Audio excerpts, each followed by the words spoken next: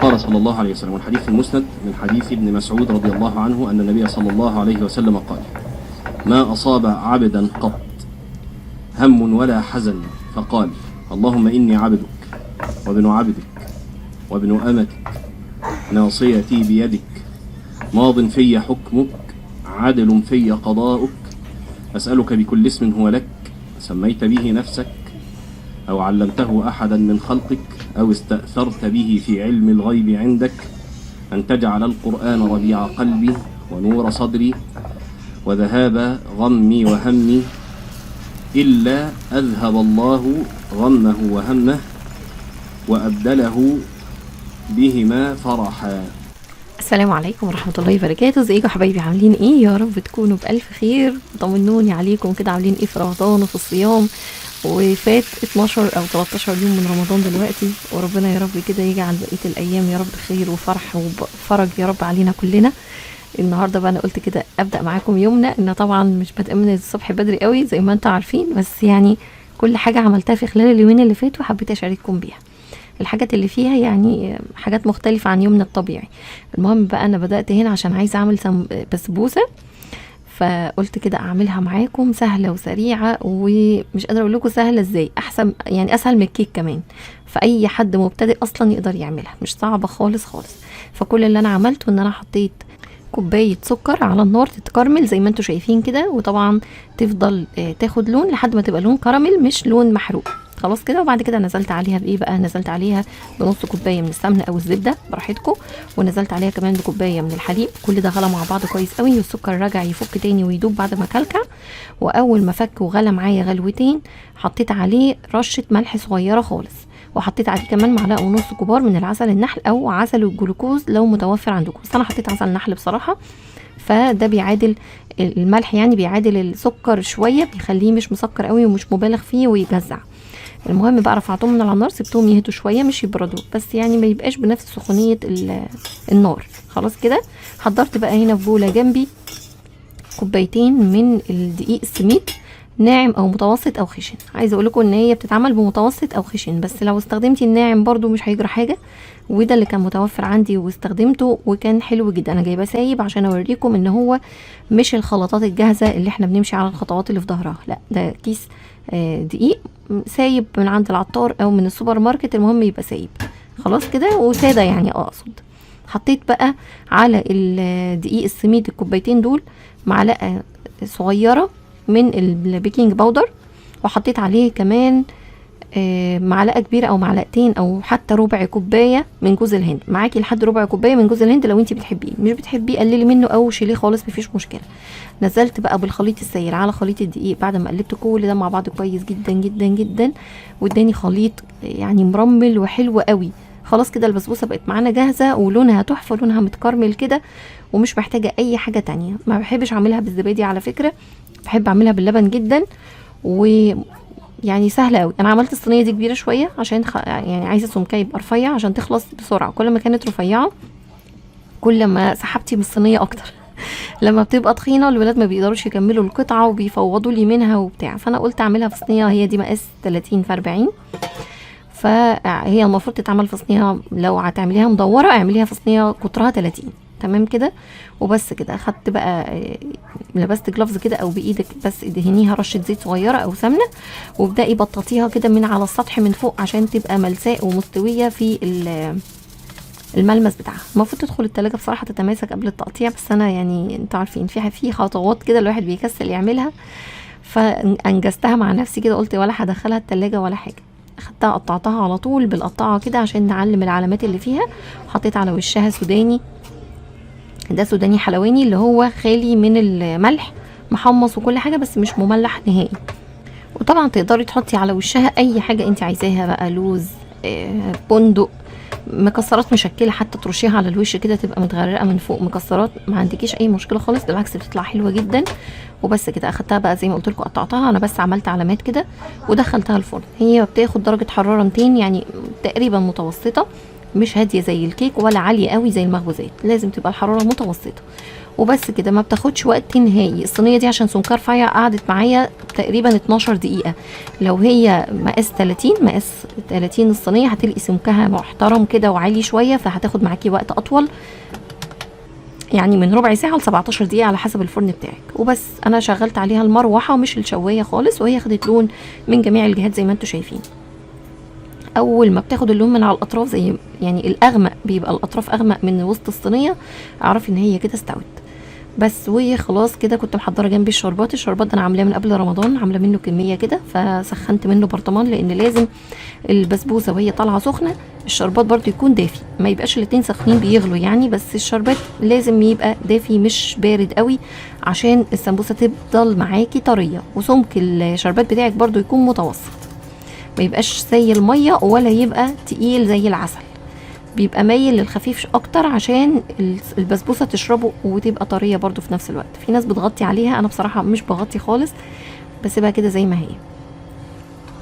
وبس كده، مش قادره اقول لكم كانت تحفه ازاي. انا اليوم ده طلعتها حطيتها على الفطار، عشان احنا كنا عاملين اليوم ده باميه، فانا ما رضيتش بقى ايه اصور لكم الحاجات التقليديه اللي احنا بنعملها. طبيخ عادي خالص، يعني اكتر الايام اصلا انا بطبخ فيها الطبيخ بتاعنا العادي، بسله، فاصوليا، باميه، سبانخ، لوبيا، يعني الاكل العادي خالص، مش بعمل مثلا اصناف كتير ولا حاجه، اكل الغداء الطبيعي جدا لاي بيت. المهم بقى تاني يوم الصبح كده صحيت، عملت ايه، قلت انقع اسمه ايه، دوم عصير الدوم. انا هنا نقعت تقريبا ربع كيلو، دول كوبايتين ونص من الدوم المجروش، طعمه حلو جدا، والعصير بتاعه لعلمكم ممتاز. عايزه اقول لكم ان انا عرفت عصير الدوم ده مؤخرا، يعني انا كنت زمان ما اعرفش ان هو بيتعصر اصلا، كنت اخر معلوماتي عنه ان هو بيتاكل، ده لو عرفتي تكسريه، فما كنتش عارف ان هو بيتباع مجروش اصلا. المهم بقى انا نقعته في ميه مغليه بصراحه عشان اعجل من النقع بتاعه، وبس طبعا شطفته الاول، لازم اشطفه الاول، عشان طبعا الحاجات دي انتوا عارفين بتبقى فيها اتربه وحاجات كده. فبعد ما شطفته نقعته في ميه مغليه، نقعته في لتر واحد بس وسبته على جنب. نزلت فتح الله بقى كده في السريع، عايزه اقول لكم بالنهار بيبقى فاضي وجميل، بالليل انا ما بعرفش احط رجلي فيه بجد، يعني بزهق من زحمه الكاشير ومن كتر ما انا اتعودت ان انا امشي فيه فاضي الصبح بدري، فانا ما بقتش مستحمله حد جنبي وانا لما اكون بالليل، فالمشكله فيا انا على فكره. المهم بقى انا جبت منه ايه، جبت كيس عيش، العيش ده طبعا عشان مسكه بتروح الحضانه، وجبت كمان البن اللي هو سليمان، ممتاز ممتاز ممتاز بجد، يعني اكتر بن استخدمته وما حسيتش في بيه اي عيب خالص، بقالي فتره كبيره جدا بستخدمه، داخله في سنه اهو وما شاء الله تحفه. زي برضو بن الحاج عرفه، بن الحاج عرفه برضو ممتاز، فانتوا لو لقيتوا اي صنف، اي نوعين، اي بن من النوعين دول هاتوه ان شاء الله هيعجبكم جدا. المهم جبت كمان كان عليه عرض على فكره، اللي هو الربع كيلو بتاع بن سليمان كان ربع كيلو ب 120 بدل 165. جبت كمان علبه السمنه اللي وراكم دي اللي هي فرن، لقيتها ب 102 جنيه، فيها 700 جرام. جبت كمان بريكس اللي هو الكلور الابيض ب 19 جنيه ونص، وازازه الزيت دي بتاعه آلية، عشان كنت عايزه اعمل بطاطس شيبسي. بطاطس الشيبسي محتاجه زيت، فقلت بقى اشتري ازازه زيت كده بتاعه آلية. وبتاعت روز جاردن دي كانت 700 مللي ب 49 جنيه بس بقى. وجبت اخر حاجه بقى هي كيس السكر، ده كان ب 26 بتاع فتح الله، وكيس البخور برضو علبه كده صغننه بتبقى ميني حلوه وريحتها حلوه كده، يعني ريحه نظافه، بجيبها بصراحه عشان الدروس، لو في حد عندي جاي للدروس وكده بيبقوا دايما قبل الفطار، فبحب اعطر البيت كده قبل ما يجوا. والكيس ده فيه تقريبا 10 عامل 16 جنيه، فحجمه حلو وبيخلص بسرعه، وفي نفس الوقت صغير كده ما بيطولش معاكي، فبستخدمه في الحاجات الطوارئ يعني. وبس هي دي الحاجات اللي انا اشتريتها، وقلت بقى ايه ندخل نكمل اليوم بتاعنا، لان انا جبت كمان معايا بانيه، وقلت اتبله، بانيه بتاع تفريزات رمضان خلصان، وده اكتر حاجه انا بسحب منها طول شهر رمضان، يعني بصوا بجد بينقذني جدا فوق ما تتخيلوا. كان عندي هنا بصل مفروم، طلعت منه جزء كده، وحطيت معاه كمان بواقي علبه زبادي الولاد مفوضينها، حطيتها في التتبيله، وحطيت ملح وفلفل اسمر، حطيت كمان حاجه صغيره جدا من الحبهان المطحون، بيدي نكهه حلوه وممتازه قوي. بس كده، وحطيت خل، طبعا انا ما بزودش في البهارات خالص في البانيه، لو انا عايزاه بانيه عادي بتاع الاطفال ده اللي هم بياكلوه من غير ما افتكس في التتبيله خالص. تبلت البانيه فيه، عايزه اقول لكم البانيه يعني مستمر في في التمسك بسعره العالي، مش عارفه ليه. المهم انا غسله البانيه طبعا ومصفياه كويس ونزلت عليه في التتبيله ومش بسيبه ولا حاجه. اكتر حاجه بقى بستخدمها في البانيهات ايه؟ ان انا بعمل بيه يعني بعمله اقصد جنب الاكل البايت. يعني مثلا اتبقى عندي النهارده باميه ورز واللحمه خلصت من الباميه، اقوم مطلعه الباميه والرز عادي جدا واعمل بانيه بالعدد لينا. وتاني يوم مثلا لو عملت اكل جديد خلاص بيبقى اكل جديد من اوله. بعد كده فاض معايا اكل من اليوم التالت وهكذا. يعني كل ما يفيد معايا اكل، الحاجه اللي بتنقذني جنب الاكل هو البانيه. فبصراحه بريح دماغي منه. ولو عملت اكله الولاد ما بتاكلش منها بس انا وباباهم عشان صايمين بنحبها، بعملها واعمل للولاد هم على جنب مكرونه وبانيه. يعني البانيه ده بجد منقذ جدا جدا بالنسبه للبيت اللي فيه اطفال. فجبته من غير ما اعمل منه، يعني انا عملت منه كده كام قطعه بس في نفس اليوم، والباقي شلته للطوارئ زي ما انتوا عارفين. والحمد لله. يعني حطيت بقى على التتبيله دي كم معلقه دقيق كده 3 ولا حاجه بتتماسك التتبيله معاها، وبنزل عليه بالبقسماط بعد ما بتبله بتتبيله بسيطه خالص. بحط له بهارات مشكله او 7 بهارات براحتكم، او ملح وفلفل حتى. اهم حاجه الملح وشويه بهارات كده لو انت حابه عايزه تخلي البقسماط بتاعك ساده، او تجيبيه متبل برضو ما فيش مشكله. وبس خلاص كده هقعد بقى اعمل البانيه. عملت قطعتين 3 منه كده وسبت الباقي الماسه، كانش وراها حاجه، وسبتها قاعده بقى ايه تكمل لي هي تتبيله البانيه. ومروان كان قاعد بيعمل سلطه، فيعني انا بشغلهم معايا لان هم في رمضان بيبقوا زهقانين جدا وجعانين ومش قادرين بقى، واللي مصدع واللي مش قادر يذاكر ولا يبص في كتاب. فانا ما بحبش تضييع الوقت في النوم في رمضان. هم لو عايزين يناموا بنيمهم ساعه ولا ساعتين وبس، لكن اصحيهم يشوفوا اللي وراهم قوي حتى يساعدوني في المطبخ او اللي ورا درس طبعا. بس انا ماشيه بنظام في رمضان في الدراسه بالذات، عشان انا عارفه ان ده موضوع بيشغل امهات كتير. ماشيه بجدول يومي، يوم بيومه بعمله، مش بعمل جدول اسبوعي، لا يوم بيوم. لان طبعا انا ما ببقاش متوقعه اخدوا ايه في المدرسه النهارده او هياخدوا ايه جديد في ماده كذا. فاول ما بيرجعوا بشوف ايه اللي اخدوه، الواجبات اللي عندهم ايه، اللي عندهم درس فلازم يكونوا مذاكرينه قبل ما يروحوا او حتى عاملين واجبه، وببدا اعمل الجدول بتاعي. بسيب لهم فتره راحه اول ما بيرجعوا من المدرسه بصراحه، وفتره راحه تانية قبل الفطار على طول، نص ساعه هنا ونص ساعه هنا. وفي النص بنعمل بقى واجب المدرسه نخلصه، بنعمل واجب درس يكون لازم نعمله خدناه امبارح فلازم نطبق عليه في نفس الوقت. عندنا مذاكره عشان في امتحان. يعني المهم ان احنا بنقسم اللي علينا ساعتين قبل الفطار والباقي بعد الفطار لو في وقت، وخلاص على كده. والحمد لله الدنيا ماشيه. انا شايفه رمضان منظم الوقت عندي. يعني انا مش هبتكلم في حته ان اليوم ملخبط في النوم. انا عارفه ان ده على الكل، يعني على الامهات وعلى الابهات وعلى الولاد، كله بيقطع نومه. بس انا بتكلم في تنظيم الوقت. احنا عارفين امتى هناكل، امتى هننام، امتى هنتسحر، فكل حاجه ليها وقتها الفعلي. لكن الايام العاديه انت بتتغدي في اي وقت بتخلصي فيه اكلك، اللي بيخلص درسه بيروح يتغدى، اللي بيرجع من شغله بيروح يتغدى، فكل واحد عايش يومه بطريقته.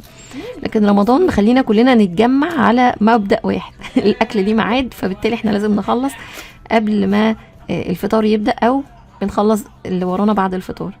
لكن طبعا خلينا متفقين ان الوقت في رمضان قصير. يعني هو ده الحاجة الوحيدة اللي يعني بحس ان هي فعلا الوقت قصير جدا، ما بنلحقش طبعا نخلص حاجة بسبب زي ما قلت لكم كده تقطيع النوم، تقطيع الوقت نفسه. والحمد لله يعني هي شهر في السنة لازم نتواكب معاه ونعيش معاه، لان فعلا ما بيتعوضش ابدا. سبت بقى البانيه المسا تكمله، وانا قلت هعمل بقى عصير الدوم. طبعا اتنقع خلاص، بتحسوا بقى ان الفصوص بتاعته دي المتكسرة دابت طرية، فبالميه بتاعته دي مش بنرميها خالص، بنبدا نعمل العصير. انا هنا بقى كنت محضره جنبي الحله، حطيت فيها مع كوبايه سكر برضو بسيبها تتكرمل. بيتعمل تقريبا بنفس طريقه الخروب، وبكرمل السكر كويس قوي. بعد كده بنزل عليه بقى بخليط الدوم اللي احنا نقعينه عشان انزل منه كل المستخلص بتاعه. بيطلع ريحته حلوه جدا جدا، وهو كده بيبقى مركز. طبعا ممكن اصلا تشيليه زي ما هو كده، يعني بعد ما يغلي معاكي غلوتين والسكر معاكي يدوب صفيه وشيلي المركز بتاعه ده في الفريزر، خففي منه برضو بالمعلقه لو انت عايزه متجمد. لكن انا مش هشيله، انا هخفف على طول واشيل في التلاجة بقى ازازه او دورق عشان نشرب منه على طول. حطيت عليه ايه؟ حطيت عليه لتر واحد تاني من الميه، يبقى الربع كيلو حطيت عليه 2 لتر. لتر اولاني نقعنا فيه الدوم، اللتر التاني خففت بيه الدوم بعد الغليان. مع كوبايه سكر وبس كده. صفيته كويس قوي في مصفى الاول واسعه عشان اتخلص من الحاجات دي، وبعد كده نزلت عليه بمصفى ضيقه عشان برضو اتاكد ان هو ما فيهوش شوائب خالص. والدوم تعرفي منين ان هو فعلا طلع كل اللي فيه؟ هتلاقيه طري جدا، يعني القساوه بتاعته دي ما بقتش موجوده خالص، بقى طري. بس كده صفيته وسبته يهدى شويه، ورحت حطاه في دورق وسبته يسقع في التلاجة. في ناس بتحط عليه لبن، انا بصراحه ما بشربوش خالص، يعني لا بشرب الدوم ساده ولا بلبن بس يعني بشوف الناس بتحط عليه لبن وبتحبه كده، فيعني كل واحد وليه مزاجه في الاكل. خلصنا البانيه الحمد لله، ورصيته كده في العلبه وشيلته. مش قادره اقول لكم، يعني انا مسميه علبه البانيه دي علبه الانقاذ بتاعتي. كل ما تخلص اعمل غيرها، لان فعلا ببقى عايزه ايام مش عايزه اقف في المطبخ كتير، وعايزه اخلص. يعني ساعات بطلع اصلا اكلات اسبوع بحاله، او مش اسبوع كامل، يعني 7 ايام بس اكلات فايضه. في مثلا طبق باميه صغير، طبق جنبيه قلقاس صغير، في رز، في طبق فيه مكرونه، فكل ده بجمعه واسخنه على الفطار، واعمل جنبيه سمبوسه وشيبسي، واحط جنبه البانيه، فبيبقى اكل جميل وبننتهي منه الحمد لله، بدل ما نهدر من نعمه ربنا. ده العصير بعد ما خلصناه، مش قادره اقول لكم حلو ازاي، لون وريحته تحفه. انا ما بدقهوش ولا عرفته بس انا بحب الدوم جدا على فكره، الدوم نفسه مش العصير. بعد الفطار بقى قلت كده اخلص اللي ورايا، كنت غسلت المواعين الحمد لله، خلصت منها، بروق المطبخ بتاعي واطلع منه يعني مش ناقصه حاجه. الولاد بقى يستخدموا فيه زي ما هم عايزين، طول الليل والنهار براحتهم. بالليل طبعا هم بالنهار صايمين، يعملوا عصير، يقطعوا فاكهه او ياكلوا حلويات، المهم يعني قلت اطلع الم الارض، لان مسك مش عامله الواجب معانا وزياده رمضان ده. يعني ربنا يبارك في عمرها يا رب وفي اولادكم، بس بجد مبهدلان لي الدنيا. بترجع طبعا لاقيانا كلنا صايمين، عايزه تاكل، فبقى عندي اكل من قبلها اغديها بيه. وعلى الفطار بقى بتبقى قاعده معانا على السفره فقره رمضانيه، هي قاعده بس تهزر وتلعب في الطبق اللي قدامها، ببقى غرفلها هي كمان طبق تاني وكل حاجه، بس ما بتاكلش نهائي بقى، تقعد تلعب بقى وتشغب فينا وتهزر وتعمل وتعطلنا عن الاكل، وتقومنا من الاكل، نجيب لها ميه وعصير وحاجات كده. ما المهم ان احنا نقوم قبل ما ناكل. ببقى حريصه جدا ان انا احضر لها كل حاجتها قبل ما اقعد، احضر لها كوبايه الميه بتاعتها، ما اعرفش ايه، اي حاجه اتوقع بس ان هي هتطلبها بحطها عشان ما حدش يقوم من على الفطار. الاقيها برضو قومتنا اخترعت لنا حاجه، وزن بقى، عارفين لو ما قمناش نجيبها زن مش طبيعي بقى، تخليناش نعرف ناكل ابدا. ف ربنا يهديها يا رب ويصلح حالها. التربيه بتاعت معرفش الطفل الثالث عندي ولا لوحدي ولا عندكم انتوا كمان، بحسها متعبه اكتر، او يمكن الواحد بيبقى خلاص شال من دماغه موضوع التربيه ده وخلاص راح باله وارتاح، ما بقاش متعود على الزن، فتطلع لك واحده كده ولا واحد بيتسمى الطفل الثالث زنان زن مش طبيعي، جاي يكفر عن ذنوبك كلها. بجد والله انا الموضوع ده مش قادره اقول لكم مأثر فيا. انا كل يوم لازم بحارب عشان اخليها تبقى اهدى، بتزن كتير، بتطلب طلبات كتير، هو معرفش ده لفت انتباه ولا لا، بس يعني انا شويه بتعامل معاها بالسياسه، واوقات تانية بحس ان محتاجه شده شويه عشان الموضوع ما يبقاش في فرط في التربيه، لان الطفل الثالث برضو ليه سمعه كده وسط الامهات ان هو تربيته ما بتبقاش زي الاول والتاني. فانا دي حاجه انا رافضاها خالص بيني وبين نفسي، وبحاول ان انا ابقى حريصه ومفتحه عينيا كويس قوي ان هي تطلع باذن الله باذن الله زي اخواتها واحسن كمان، عشان ما نفلتش زمام الامور. فكل اللي انا عملته بقى دلوقتي ان انا نظفت كويس تحت السفره وبس كده، كانت كلها فتافيت بقى وبواقي رز وحاجات، الحمد لله خلصتها ورجعت السفره والكراسي مكانها وكله كده بقى تمام. يا رب النهارده يكون الفيديو عجبكم واستفدتوا منه لو بشيء بسيط صغير كده، واستمتعتوا معايا زي ما انا ببقى مبسوطه جدا وانا معاكم. ان شاء الله اشوفكم على خير باذن الله في فيديو جديد، اشوفكم على خير، ومتنسونيش من صالح دعائكم. مع الف سلامه حبايب قلبي.